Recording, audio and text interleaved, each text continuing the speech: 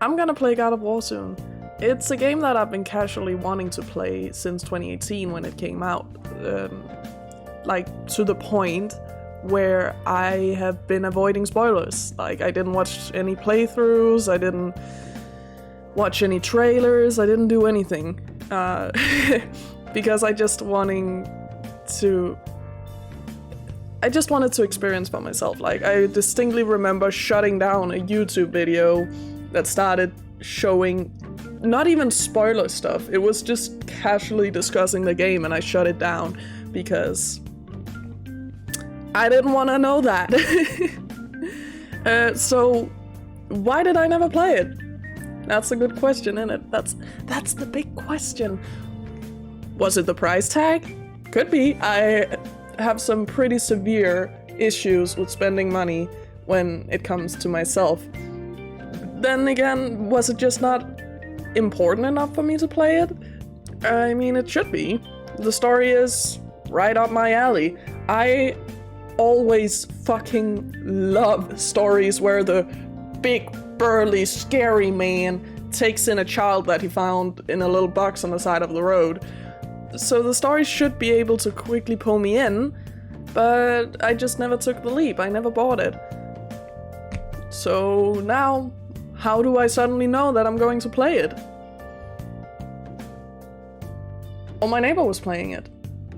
I went to his place for a few beers just to, you know, celebrate the weekend, and there it was on his screen. He was playing it. He was playing it again, I should add. It wasn't his first time, it was his second time. It was a New Game Plus or something.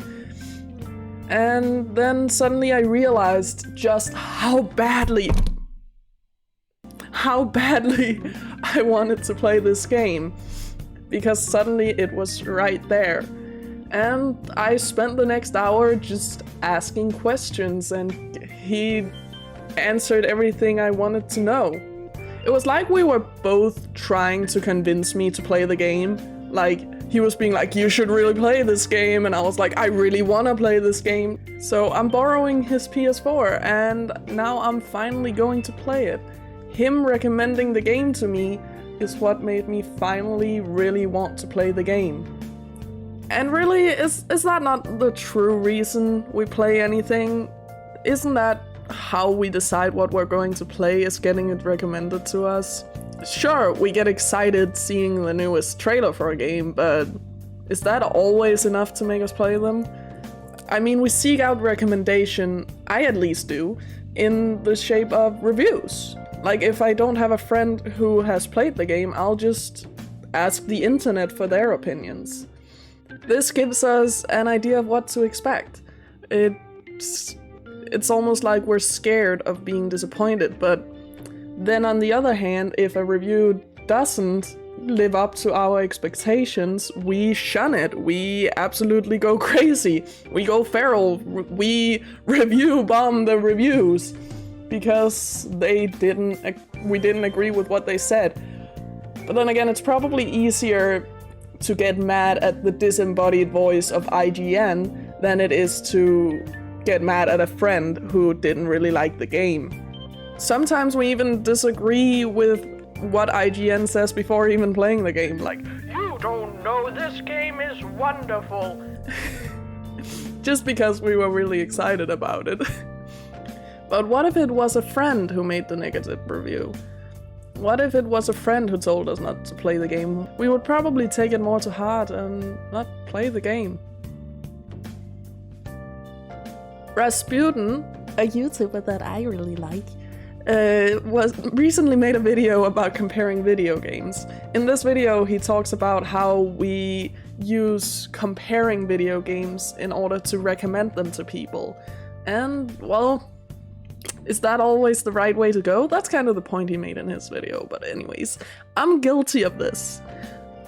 Just not that long ago, a classmate told me that they really liked Detroit Become Human, a game that I'm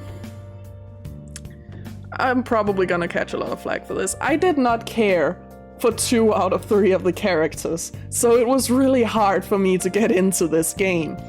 But when they talked about how much they loved the androids in the dystopian future, I was basically on my knees begging them to play Nier Automata.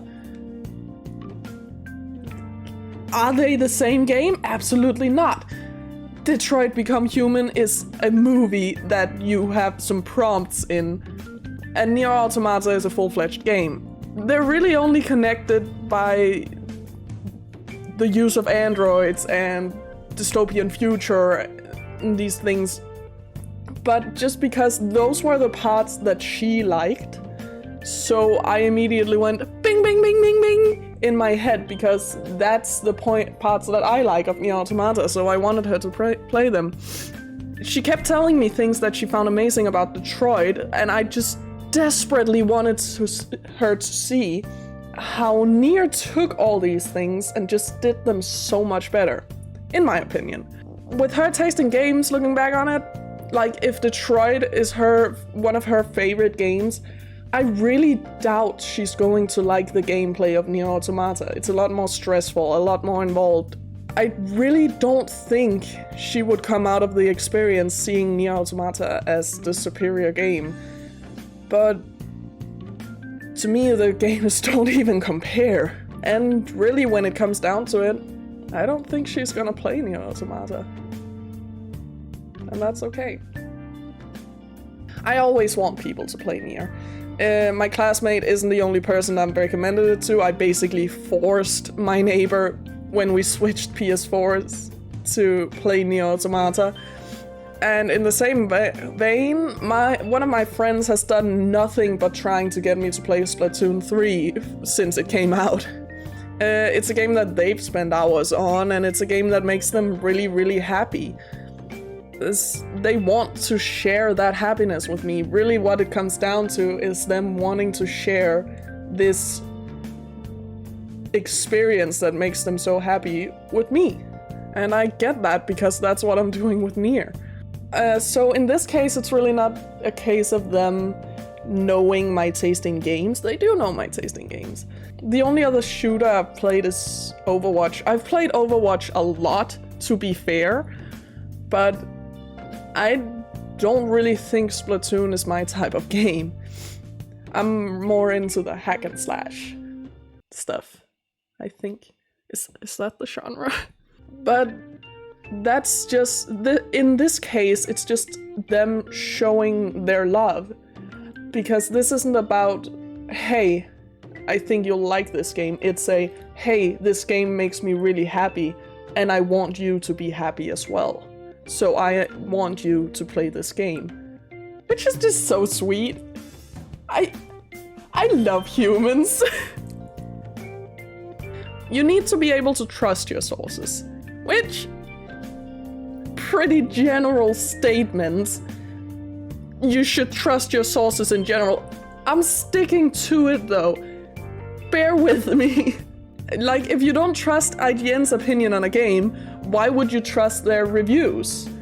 Like, I've heard so many people disagree with IGN's reviews that I kind of when they come out with this game is a 10 out of 10, I tend to be a little bit skeptical.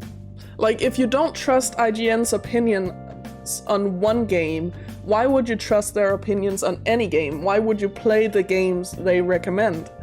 After talking to my classmates, I honestly don't think I would play any game she recommended me, because she really enjoyed Detroit, and I didn't.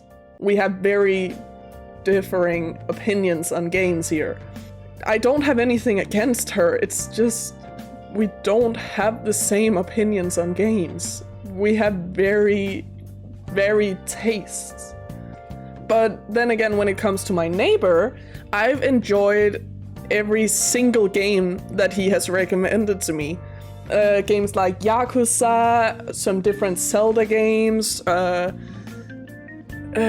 Tunic. Tunic was really good, that was fun. And probably very soon God of War.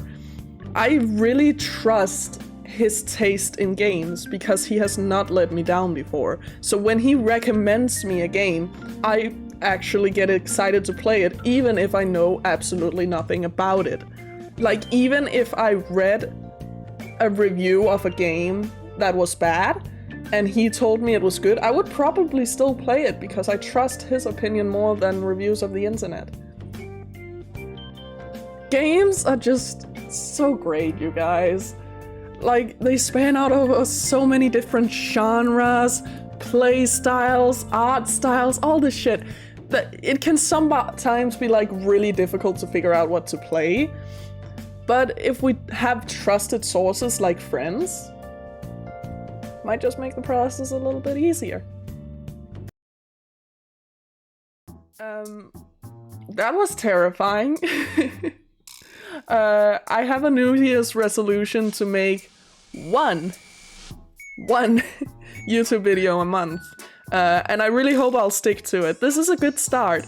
This whole recording setup, this whole idea of sitting down and recording is what terrified me the most. Like, I have edited videos, I have streamed before.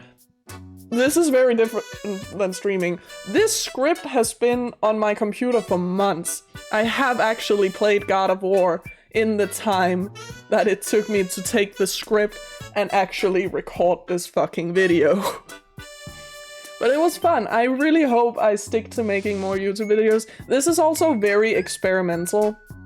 I have a few other ideas. I kind of want to dip my toes in the water and kind of test out what kind of videos I want to make. Because I just know that I don't want to make highlight videos anymore. I have 2 highlight videos sitting in my fucking work in progress folder, and they're not going anywhere. They're basically done. I just need to add a little more finesse. I just need to add a little more flair, and I'm not getting anywhere. I don't want to make highlight videos anymore. So I'm trying this instead. I'm hoping that this will be a little bit more fun, a little bit more sexy, a little bit of a different experience. But we'll see. I really hope that I stick to making one YouTube video a month, maybe even more. Could be if I start having a lot of fun with this. Not this month though, I am so fucking busy. But if you made it this far, hi. Wow. Holy shit. Go subscribe or something, I guess. Thank you for watching.